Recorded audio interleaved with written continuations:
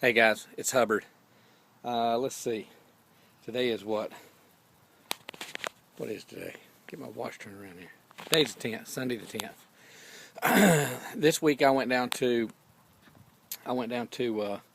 Georgia for my second orientation, and that went well. Very pleased with that company as well as the first one. So now it's just a matter of getting loads and checking things like that. So it's Sunday, it's pretty out, so what I'm going to do is I'm going to show y'all my tow vehicle, my tow car, and I'm going to get some stuff out of the car, some of my equipment and stuff that I use for hooking up the hitch.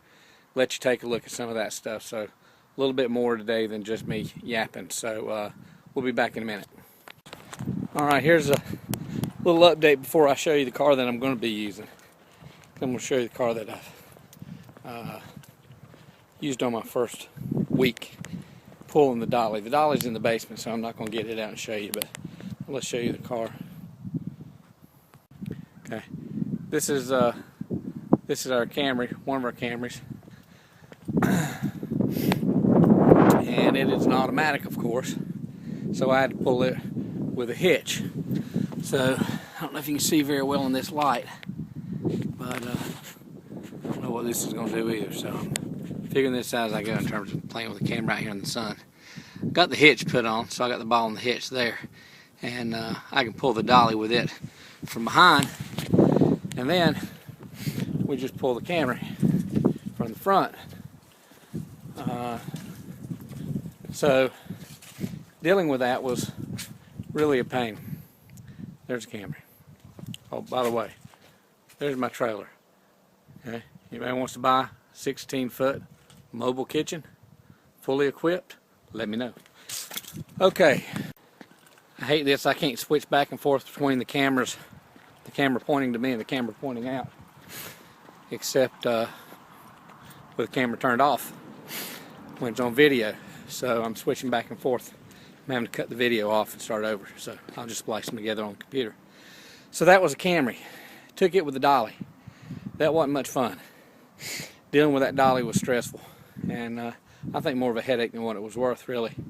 So we're making adjustments. So here's what we're going to do.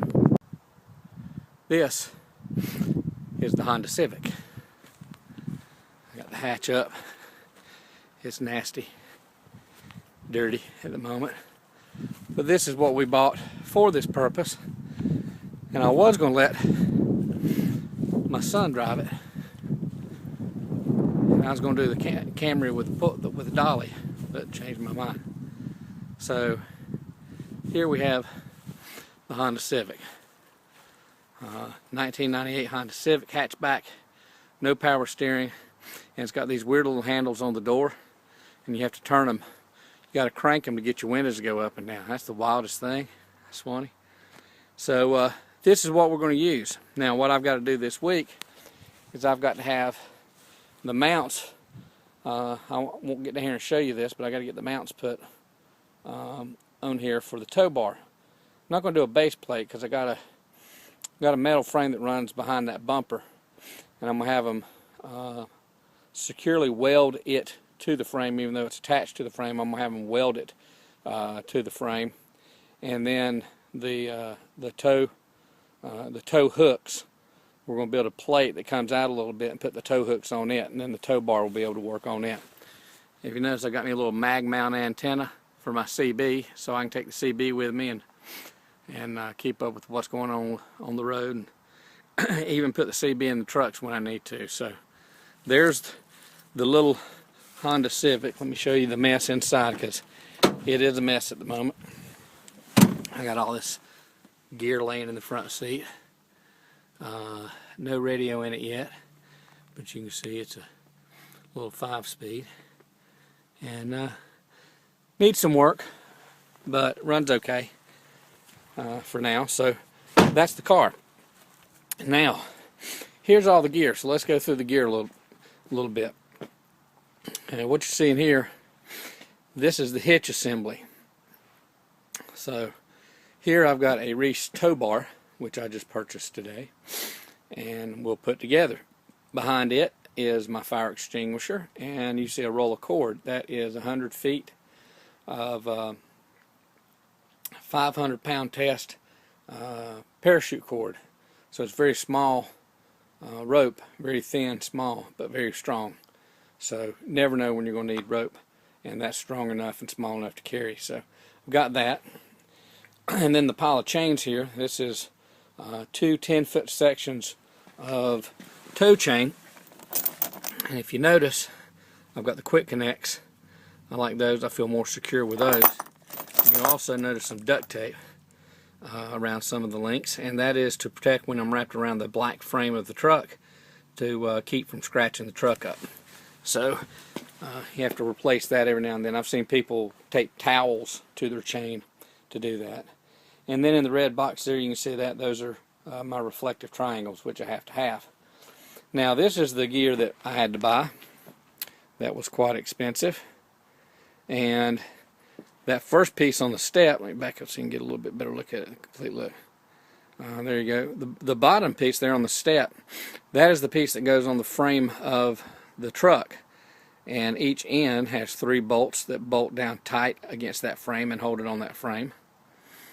And then the piece on the top step up there with in the middle, the shorter piece, that piece goes into that receiver, and the receiver on that middle piece points down, and then the piece on the right goes up into it, connects into it, and the receiver of it points horizontally out to the back, and then the stinger bar with the 2-inch ball, of course, it sticks out of that. So you can use this.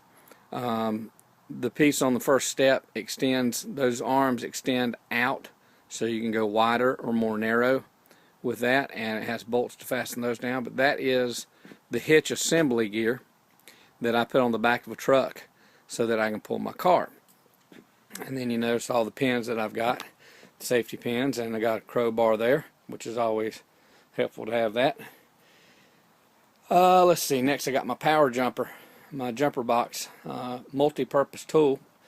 Biggest purpose I got it for is, number one, of course, in case your battery's dead, you need to jump start yourself. That's one. The other thing is it has a 12-volt adapter. I got myself stuck in a truck on the way back from Ohio that didn't have any 12-volt receptacles in it, and I couldn't hook up my CB, my GPS, my phone, or anything. My phone was dying, so I ended up with no electronics. Oh my gosh, it was horrible. And then, okay, I got cut off there. Ran out of storage on my phone, so try to make this a little quicker. So you got the jumper box. Now I can plug into it when I need to if I don't have a 12-volt receptacle in a truck, so I can keep my electronics going. Then my lights for the back of the car, and you see the different connectors here. This is for a semi hookup. This is male and female for semi hookup, from that to a flat 4. This is the piece that I had to buy for the internationals that I picked up in Ohio, Springfield, Ohio, so that I can hook up my lights to those. There's an extra piece, and then this is a pigtail, 4-way pigtail, so I could hook up the dolly lights and that set of lights at the same time. So some additional stuff there. Then of course I got my tool bag with assortment of tools. I got all kinds of straps that come along. This is a air hose that I can hook to the back of a semi. It's got a glad hand on it and an air up tool so I can fill up flat tires, or got an air hose there if I need to. And the must all have all the time with you zip ties, zip ties, zip ties, and more zip ties. And then here you'll notice I have a yardstick and a dowel rod, and this is so I can stick the fuel tank and see how much fuel I have in the fuel tank. Now the yardstick may not always fit down in the hole, the screen hole for the tanks, so I've got the dowel rod just in case that'll fit down in it. So as you can tell, that's pretty much most of my gear that I need to get hooked up and running. I've got a bunch of junk. I got a sleeping bag and pillows and stuff like that unless I get stuck out. And And then of course you got your food and all that. So, you know, with that pretty much covers it. That's what we're working on. We're going to go see how much it's going to cost to get the dolly put on the car. Not the dolly, but the tow hooks. And that way we can put the tow bar on there and rock and roll. I did look to see there was a load going from Shelby, North Carolina up to Illinois, I believe, and realized I couldn't take that load this week because I didn't have the hookup for the kind of truck that it was. It was a bucket truck, I believe, and it required a pedal hook, and I don't have that hookup. And it also required a different contraption for being able to run your lights and do your blinkers and your tail lights and brake lights and whatnot, and I didn't have that, and all that equipment combined is going to cost another $200-300, if not more. So I put that off, and we'll look on the board and try to get a run first of the week and go from there. So I'm going to try to splice these segmented videos together and make it into one coherent, hopefully coherent piece. And now you've seen my equipment that I'm using, and I'm sure I'll be getting more things as time goes along, but this is kind of the basics that you need for doing the drive-away business, as well as all your plates and your DOT, your IFTA stickers and your plates and your DOT company name magnetic signs that you put out and those kinds of things. So that's it. Hope that was more interesting than me just yapping. At least me yapping and showing you stuff at the same time. Maybe it's better. Anyway, y'all have a great weekend. Hope you have a great week, and we'll talk to you soon.